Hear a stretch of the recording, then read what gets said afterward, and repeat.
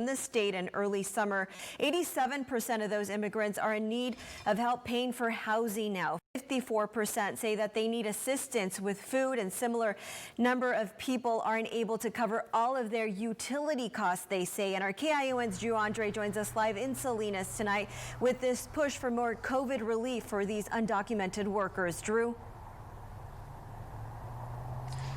Well, good evening, Veronica. State data shows that 1 in every 10 workers in California are undocumented immigrants. Many of those have essential jobs like farm workers. And so advocates for those immigrants say they deserve just as much relief as anyone else. 2, 3, 4, 7. The phone lines rang off the hook the morning COVID relief opened up for undocumented workers in California back in May. In the first hour, we received 30,000 calls. When this assistance arrived, 4,500 undocumented citizens on the Central Coast received $500. But statewide, under 10% of all undocumented immigrants received that one-time state aid.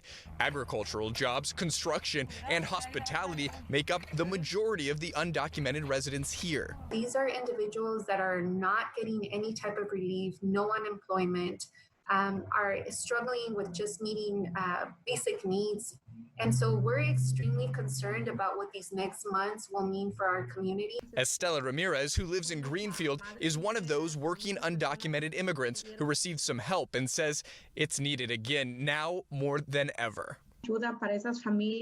We are field workers, and we have never gotten any relief from the companies that we work for. We're just told to go home and rest and deal with our bills as we best can. The survey shows most people lost their jobs or hours at work, and others had to take care of their kids, now home from school. That's resulted in the need for food assistance and rent relief. It's no surprise to organizations like the Community Action Board, but the new figures could help advocates convince state and federal leaders that these immigrants should be included in future COVID aid. Undocumented individuals have paid over $40 billion in taxes alone. They deserve, to get some relief.